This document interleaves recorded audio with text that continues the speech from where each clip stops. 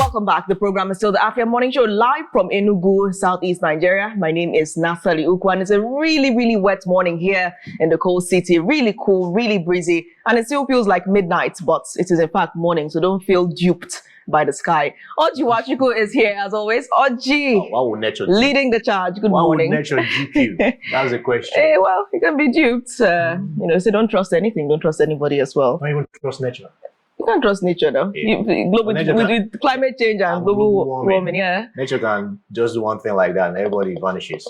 Yeah, exactly. The day the sun explodes, I think that's the day that we all vanish. You'll be sucked into the dark hole. Sorry, if you continue to engage me like that, I tend to get into some very strange territory. But yes, the day the sun explodes, that is when we'll just get into a black space. I don't even know what happened. Some people think the sun is going to live forever. The sun actually has a lifetime. Yeah. But hopefully it doesn't die. All of us would have been long gone before that happens, and our children's children. Scaring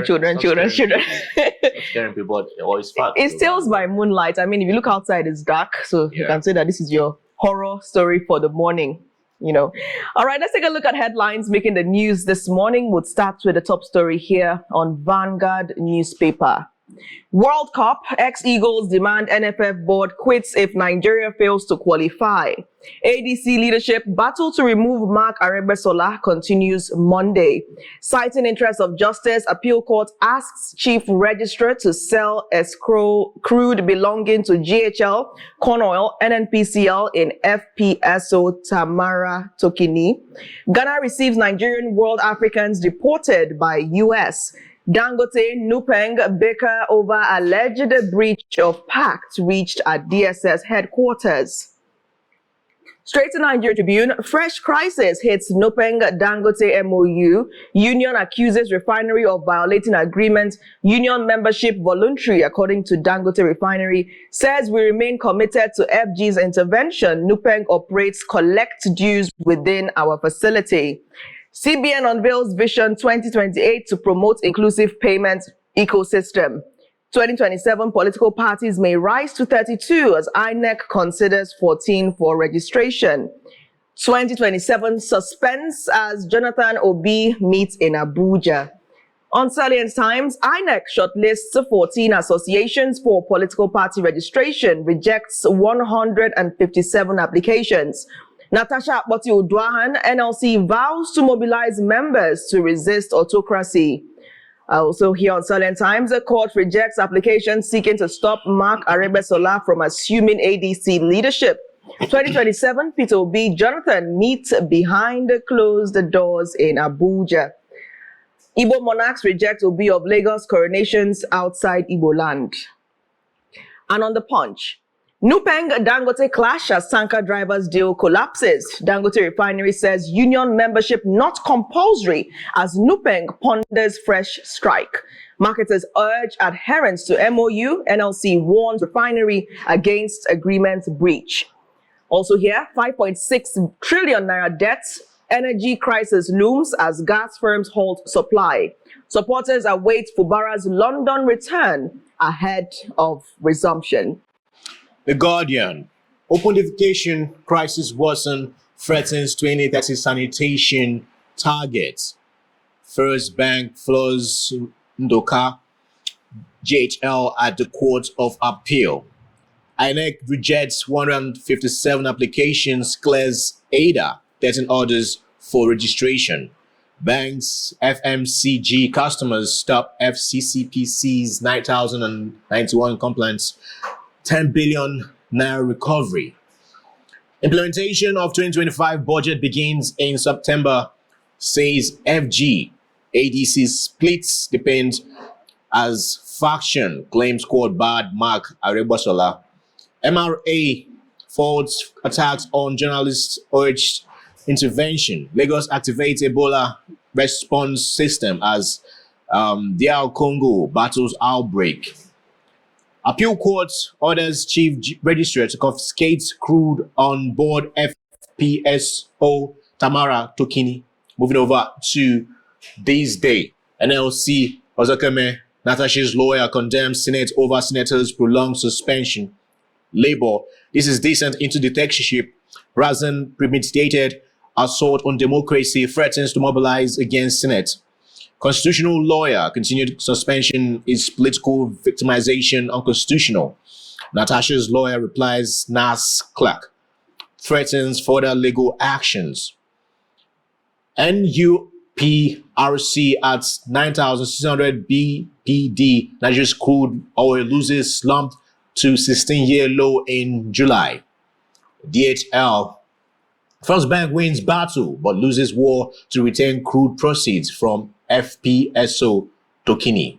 Court appeal, we are determined to protect the crude from First Bank's dissipation pending determination of court case and or arbitration.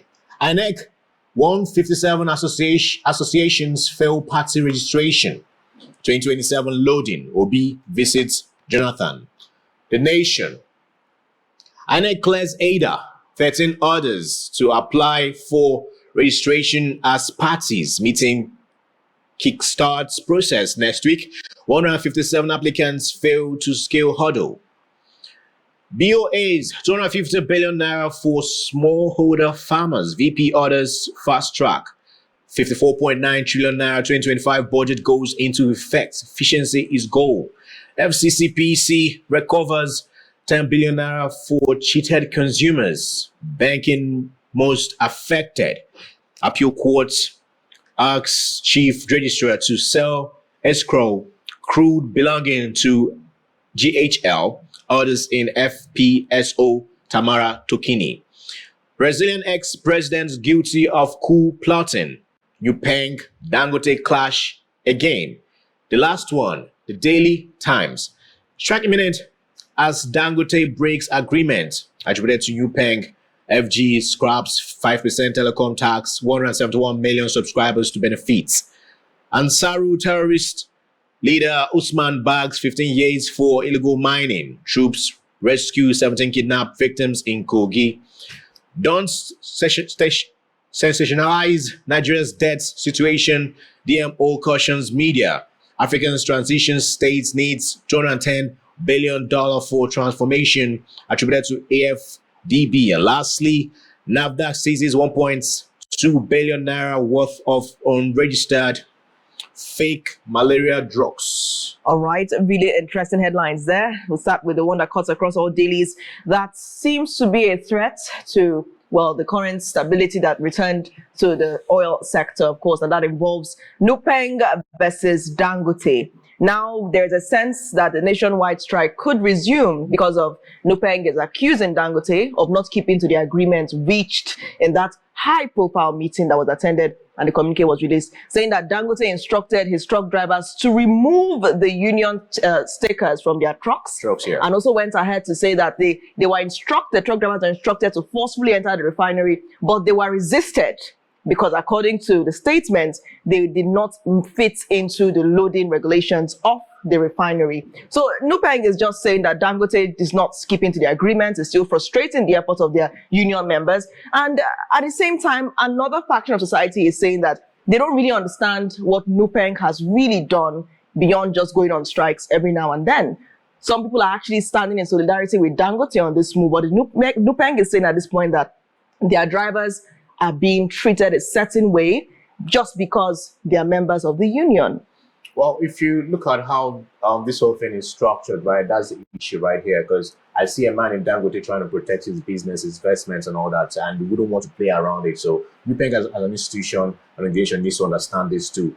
It's a conversation that is meant to be on a table and they come to a common ground. Like, okay, this is what the take is for Dangote, and this is what the take is for Nupeng, right? Yes, I know this loggerhead is going to affect us as a nation, because we just realized what happened a couple of days ago, right? Just because of that statement, all the few stations shut down. We know the ripple effects, what affect the whole nation, right? We couldn't even get fuel. You know, some people are, we had a report here in Nsukka, fuel rose to 1,600 to a liter, right? So this, we have gone past this kind of issues in Nigeria of going on strike because that's a vital commodity. Anything that affects, anything about fuel, truck, drivers and all that, has a ripple effect in the nation. The goods and commodities increases like drastically, right? So I think Nupeng, Dangote should come to a common ground and solve this issue and stop projecting and pushing, because at the end of the day, when the elephants fight, the grass suffers. The grass suffers. I think Nigerians they're well aware of that statement.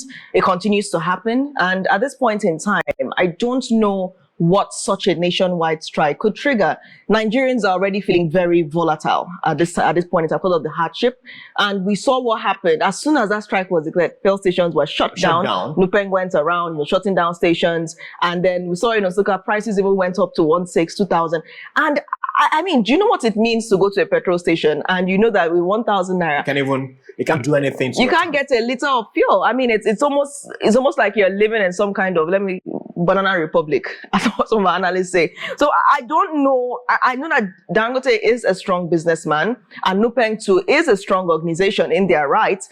I feel like at this point you have two bulls fighting against each other, and who exactly is going to back down and do the needful for the betterment of the grass, like you mentioned. So I'm wondering if the agreements reached, if Dangote is even really in tune with the agreement, and what his problem really is with the trucks having the stickers of Nupeng. I mean, I think that is the slap on Nupeng's face. Yeah. Why are you telling the drivers to remove the stickers? Authority is playing out right here. Who is the head honcho, right? So, and Dangote in his own right is trying to, as I stated, protect his business, right? Because all these incessant strike actions and all that is going to affect him literally. And why is all this coming to the front burner right now? Because there was a conversation about CNG trucks that's going to be imported and all that. So now, if anything happens and Nupeng is out of order, maybe because they don't agree on certain things and they're going on strike, it's not going to affect Dangote and his businesses. So I think they're just trying to prove a point right here and make sure that somehow they curtail or cut his wings, but he's a businessman, he has investments. You have to, also look into that, by the way, and the ripple effect on us, the citizens in the nation, because whatever agreement between these two heavyweights, heavyweight champions, it's going to affect we down here. The ripple effect was on Tuesday live. Fuel stations shut down. If you didn't fetch enough fuel by Monday or Sunday when the whole rumor was going around, then you're locked. I myself, got affected because I went out to trying to that was the day we did our anniversary. I went out to do a couple of things. I had to go drop my car at the MD's. And me and this guy started moving around with his own vehicle just to, because I didn't adhere to the rumors I was hearing. So you were being stubborn and you paid the price. I was busy, by the way, so I didn't have time to. By the time you're leaving here, just they say God punishes little sins at once. So at the end of the day, right, they should have an amicable agreement. I mean, but the thing is, they should. But the reality is they are not.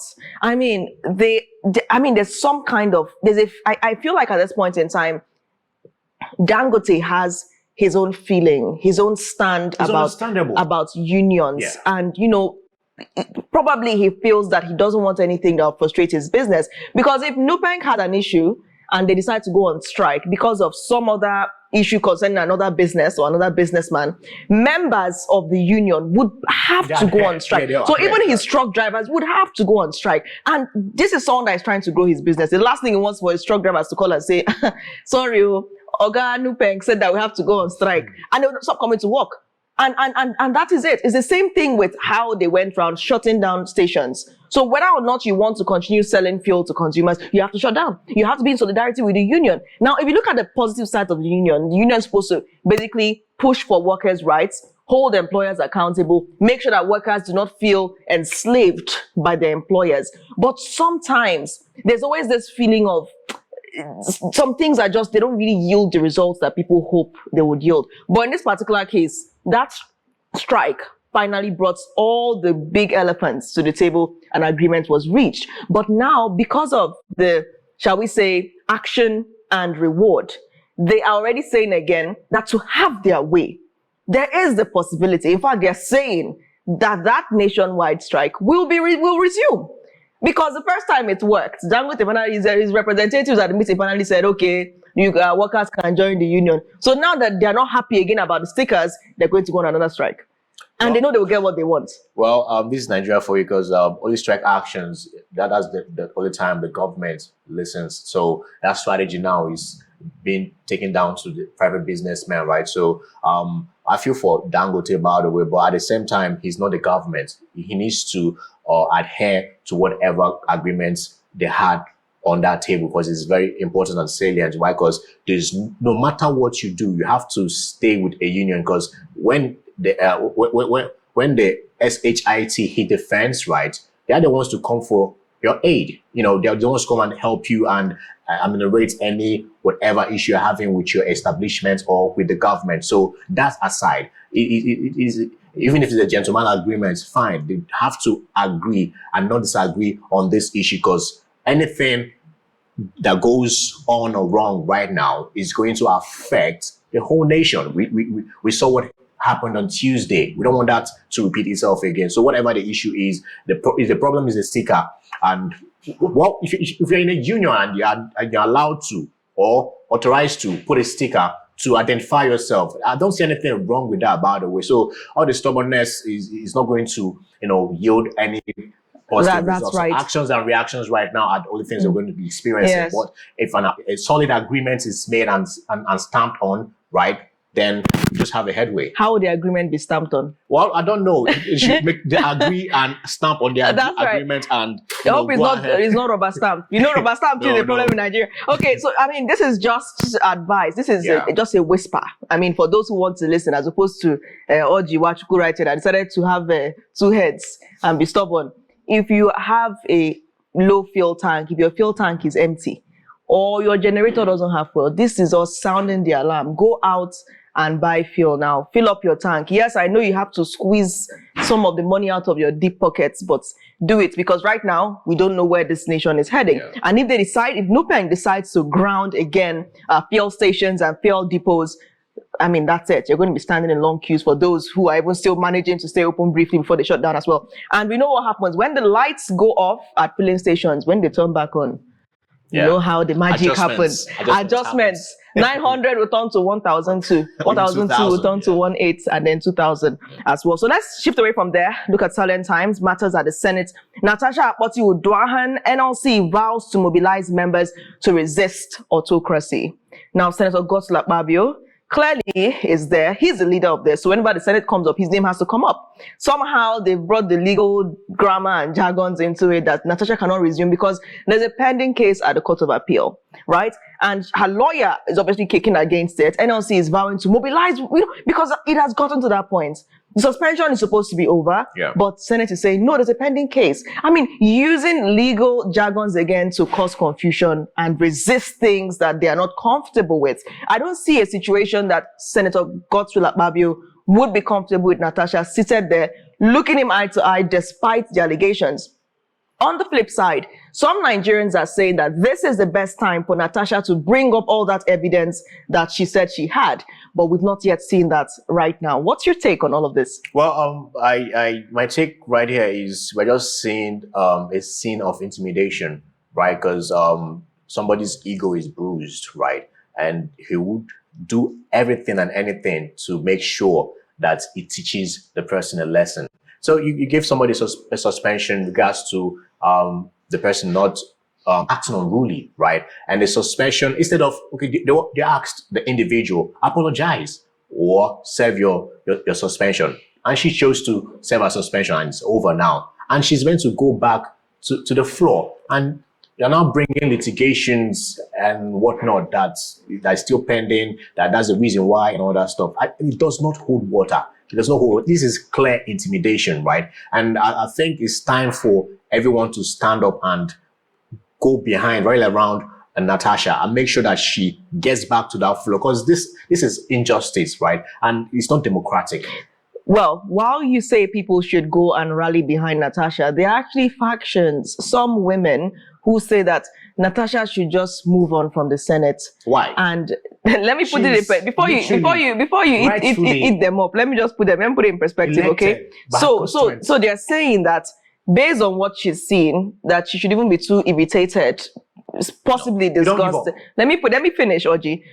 Possibly too disgusted to even go back. If the allegations are true, some of these women are saying that she should just, she has already fought it, she has made her point, she has stood her ground, but she should just look for something else to do and stay away from a place that clearly she doesn't feel welcome. Because you're going to a place where there are people there that never, apart from few of them who probably did, but never really came to the fore to support her in all of this. I mean, you're seated among people that think that you're just there to cause disruption. So they feel like for her own peace of mind, which is prime, that she should just make her points, provide the evidence, and shift away from the Senate and do something else. I mean, she probably has all the money in the world to do what she needs to do. She should just go and do something else. I mean, she could even contest for something else. That why should she want to subject herself to looking someone like that in the eye, who she alleges caused her so much, so much trouble, that basically made her feel so uncomfortable in her own account of things. That's for her own peace of mind. She should shift away from it and do something else. I don't agree with those people. I think Natasha fighting this to the end is going to make her an icon, right? And her status is going to go very high, right? Because you don't fight, and because you're seeing that things are looking bleak and there's no rightful light and you think there's no rightful light at the end of the tunnel because everybody's dark at this point in time and she give up. No, there's a light at the end of the tunnel when it comes to this. Why? Because she's not meant to, give up, give in or play in all this advice and all that stuff. No. So many people are looking up to this woman, right? So many people are looking up to this woman. If she wins, it's going to give so many people temerity, the zeal and virility to fight for their right and all that stuff. So don't give up. My advice to Senator Akpoti Uduaghan is fight on till the very end. Don't give up. You have the monies to do whatever you want to do. But see this one in particular, fight on till the very end. Yeah. Everybody is in support of you. Anybody is telling you to, because of this, somebody don't know. Don't give up. I don't see at this point in time, right? She has started it, right? She should finish it. Let me try and just be some kind of magician. I know some people watching this now are saying that Natasha should not be the one to leave. God's Lapabio, if these allegations prove true, if she does supply those evidence, he should be the one, the evidence, he should be the one to actually resign. It's not rightfully meant to be there. If you go through the books, it's not rightfully meant to be there. How do you mean? That's a case for another day. No, you've already brought it up. So break down the case. That's a case for another We're not going to move on to you. It's everywhere. Everybody knows the truth, right? So explain, what's the case? Put it in perspective. How do you mean that he's not supposed to be there? You already brought it up, so maybe you can shed more light. Through the back door. Okay, explain that. That's what I have to say. He came into the Senate through the back door. He's not meant to be there, right? So as they're stating, if anybody's meant to leave, he should be the one, right? I'm a man. Probably I should be supporting him. But why should I go through and support somebody who actually would, subject himself to this kind of insult? All right. Of your attitude. Okay. So how about you? Which of the headlines caught your attention? That should be the visit by Peter Obi to Goodluck Jonathan. I wouldn't know what is right there, cooking, by the way. But I'm just hoping it's something rightful and that will position our nation to the right course, because I'm bothered. Jonathan running for presidency and Peter Obi running for presidency. These are like two great candidates, right? And that's like you splitting a lot of votes. All right. We have a little challenge with your microphone. Producers say it's down. So let's go on a quick break, rectify it, and then we'll return. Stay tuned. Welcome back. You're still watching the Apia Morning Show. We're still assessing headlines this morning, and today it's just, shall we say, Orji and I looking at the stories and really saying what we think about it beyond the guests' analyst views. So you were talking about the closed door meeting between Peter Obi and Jonathan. My point here is that I just hope that at the end of the day, right, is something that is very positive and progressive for the nation. But also, I would throw it to you. What do you think about this meeting, Peter Obi and Goodluck Jonathan? I for one was, I was bothered, as I say, I was worried that they were approaching Goodluck Jonathan for the PDP, right? Also from the graveyard. From the graveyard. Who is dead? From the grapevine. Okay, great. From the grapevine, I beg your pardon. Stories too about Peter Obi being pushed for the PDP, by the way. But holistically, though, this conversation, this meeting, what do you think? Well, away from the graveyard, from the grapevine, I think I'm more concerned about the chances of Goodluck Jonathan. I mean, judging by the momentum that Peter Obi already has, the power and might that President Tinubu already has, I mean, he is already in office. Peter Obi, we saw what he did in 2023. I don't know if Jonathan is going to be a placeholder or if he's going to actually stand a real chance. You know, I mean, he did, people, when they compare him to Buhari and the rest, thank God there was some kind of sanity at his time. But I just don't know if he's that strong of a candidate now, based on the situation, based on the nature of the candidates we have, and the high chances they already stand. I mean, Peter Obi has, since, even when he didn't win the election, we've been seeing him responding to things, he's been everywhere, so he's not been campaigning, but he has been showing that if I'm elected, this is how much of an empathic leader I will be. These are the kind of things I will stand for. We see him, writing open letters to the president, condemning things that shouldn't be, visiting places that he should visit. And it's registering, because what he's doing is not political advertising. What he's doing is PR. What he's doing is renting a mind space. He's making people realize that when it's time to vote, if they want this to continue and they want him to do those things that he has told those politicians to do and they refuse to do, or to not do those things that he's discouraged them from doing, then they should use their voters card right. That is the message he's passing. That is the subtle campaigning he's doing without actually breaking any INEC laws, right? So I don't know about Jonathan. He has been rather silent since 2015. We already saw his wife say openly that she's not going to want to go back to Aso Rock. That she's been there. She's handed over the mantle to Oluremi Tinubu, and she has no. So you have your immediate family already saying that she doesn't want to go back, and then suddenly you come out. So that is going to continuously be like, why don't you do what your wife said? Why are you doing what she doesn't want to do at this point? Because you have to go back with her. So I'm not too sure about the chances, his chances. Beyond politics, right? Beyond politics, we saw the wave, we saw the momentum, and during the elections and all that, and it's still that obedience are alive and viable and everywhere, and trying to also make that noise, gather more people, to back this movement. Beyond all this, right? Do you even see a Goodluck Jonathan making an impact during a presidential election? And also, put in perspective, do these politicians even watch the statistics and analyze and see that some individuals, they have all it takes, the support of the people and all that? Why are they not keen in line in supporting these individuals and forgetting their personal interest? Well, I think that's a Nigerian problem. And, until the entire reform, we'll continue to look at selfish interest. We can talk about that all day. There's so many facets of that selfish interest. But, honestly, Orji, I'm not sure of his chances. I think I've been quite clear on that. I'm not sure of his chances because my stand takes from the momentum of the other candidates that would be contesting in 2027, the current temperature of Nigeria, the moves already haven't been made by, like all of these state visits by the president. That's his way of trying to also pitch his own tent in the different states, coming down to the southeast and discussions that have followed suit, basically mobilizing probably the governors and their state residents to even support and start to feel that he's the one to beat in 2027. And at the same time, we saw even in Anambra, Soludo saying that, they're all progressives, that ABGA, APC, all of them are progressives. So you can see that on his part, he's trying to campaign for himself. We're also seeing opposition accusing APC of already campaigning, that sometimes they see billboards and the rest. So INEC had to even remind us that this is not time to campaign, right? So this is the president's side of it. Moves already being made ahead of 2027.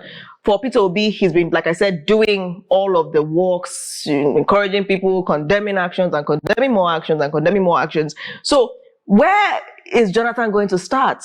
How will you deal with the clout that these individuals already have to make yourself the candidate to beat? So I'm not sure what informs PDP's choice of candidate or their courting of Jonathan, except possibly one, being sure that he would not serve more than a term. Two, possibly a placeholder. That's my take. Oh, well, that's great though. I'm just hoping that whatever the conversation is, as I stated, should be something progressive. And this assertion and always that is because of the one term. They're looking for an individual who they trust. I don't know, as it's stated too, there's some northerners might not be trusting P2B, stating that, yes, I'm just going to do one term, right? And that will be that. But good luck, Jonathan. We know that, yes, that just one term, definitely he can actually cross over and to another term. But people don't even think that. There's something that happened during Obasanjo's regime when they threw to the Senate for him to do the third term bidding, and it was thrown out there. Something else like that could actually happen. You don't know. When some kind of things like, prayers enter mailbox, they might make these decisions. Oh, well, I mean, I'll throw this open. If anybody feels that my argument needs to be debunked, if for some members of the PDP believe that Jonathan is the eligible candidate, the best candidate for the party, I mean, you can always reach out to the Morning Show and come and express your views and tell us why. Or if Good Luck Jonathan himself believes that he is actually right for this and he can beat this to the major parties right now, then of course you can also reach out to Apia TV. Away from there, still on governance, let's look at this headline on the Punch. Court summons mark others. No, away from there, sorry. Supporters await Fubara's London return ahead of resumption. So Simi Fubara is set to make his grand entry back to Rivers. And lots of people are wondering at this point what exactly he's coming back to. What structure is he coming back to now that Wike, the FCT minister, has truly, like a Hydra head, taken over the structure like he always wanted. He cried for it and he got the toy he wanted, despite what people thought about it. He's coming back to take his rightful position, by the way, but apparently I would say he's coming back to take his rightful position as a furniture, in the house, in the GH, in the government house, because apparently we all know who is running Rivers State at this point in time. The structure has been broken down and given to some individual who always wants to claim it and not claim the right. So, well, it's great too that the president, made sure that yes, he's going to be reinstated. I give it to him, because some people actually were calling for an extension of the suspension, but it was like, nah, you have to, dude, you need to come back. And as we stated, the suspension was for 6 months and it has elapsed. So you need to get back to your seat. I give that to the president, by the way. But what is he coming back to? What is it coming back for? What is it coming back to? I just see Sim Fubara, governor of Rivers State, as a furniture cushion in the government house, because literally all the orders are going to be coming from one man in Abuja, right? So it's so sad that our democracy is this way. But what are we going to do?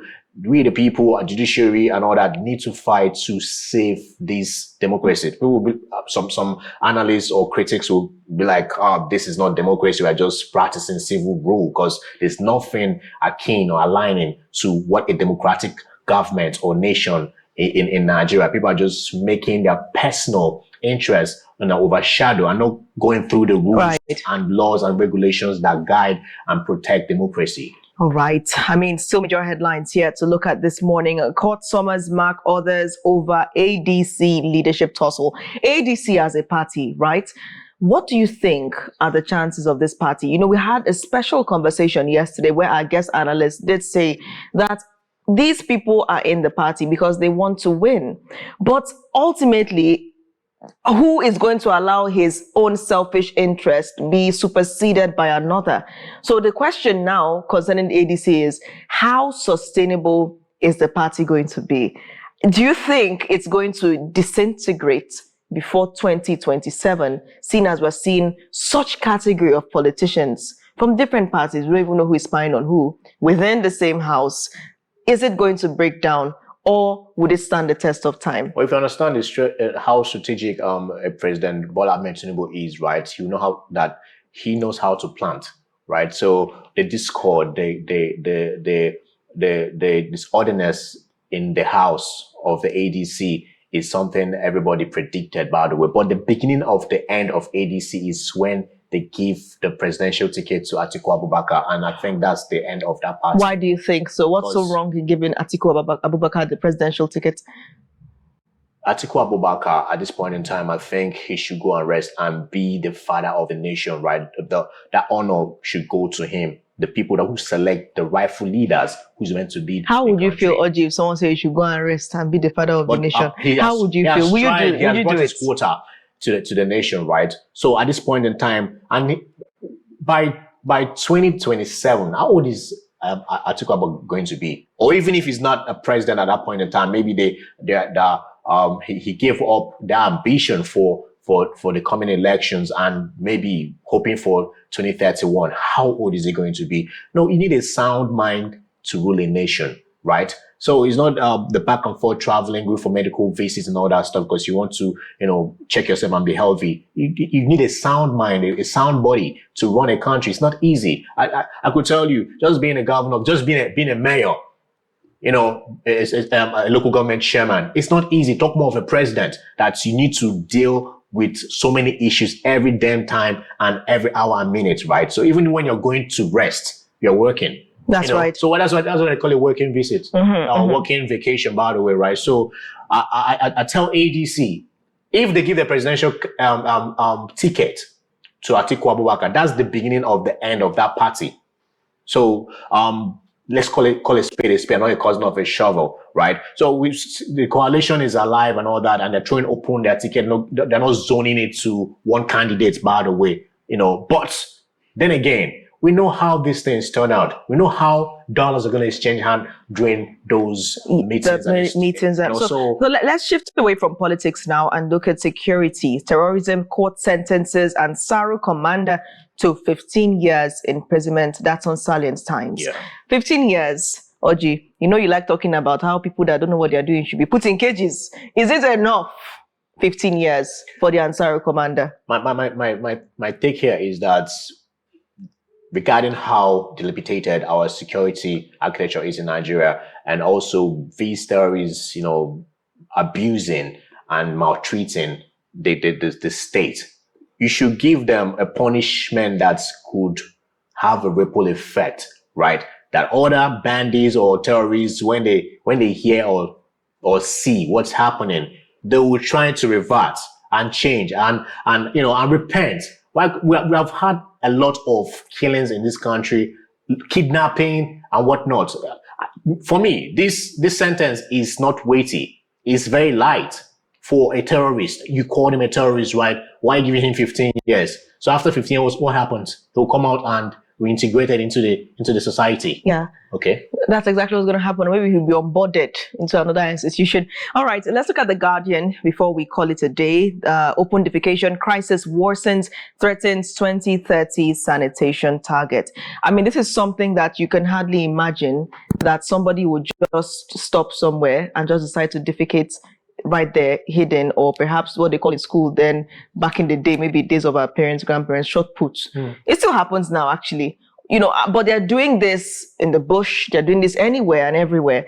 And that's because they don't have access to where they can actually use the bathroom. Convenience, yeah. Yes, and even where there is, it's in horrible condition. They can't even imagine going there. You are probably going to get sicker doing that than if you are bitten by a scorpion while trying to, defecate in the open.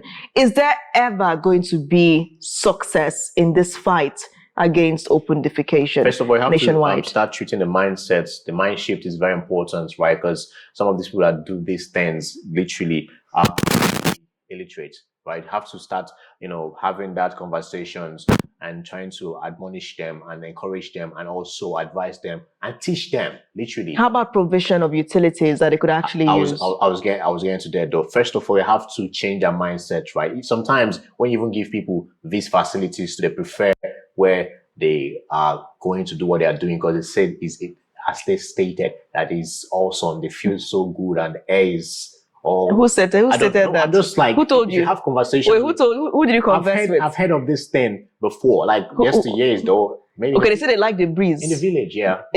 Someone in the village said that he likes the breeze. They prefer to go on. It's better when I was like, what's that, by the way? But then again, first of all, the mind shift is very important, right?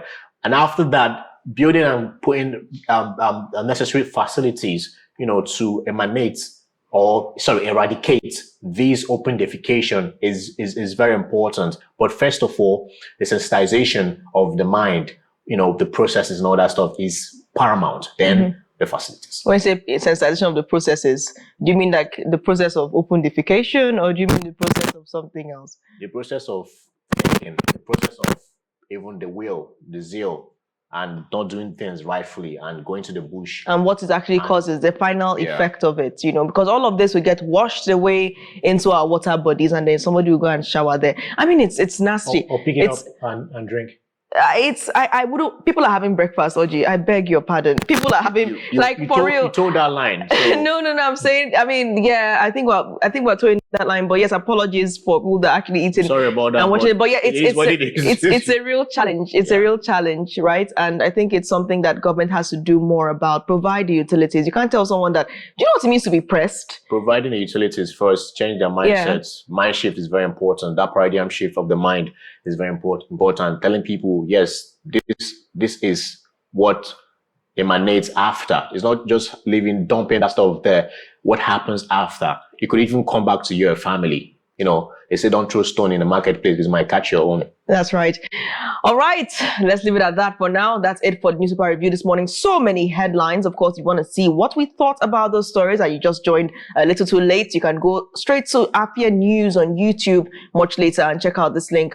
We'll go on a quick break now. When the morning show returns, we'll delve into conversations around Enugu being awarded or given a multi-million naira award for winning the cleanest state in Nigeria. This is a big congratulations to Enugu. And of course, everyone that's contributed to this massive win for the state, the cleanest out of 36 states. I mean, that's one for history. That's very wonderful. Right. The morning show returns shortly. Stay tuned.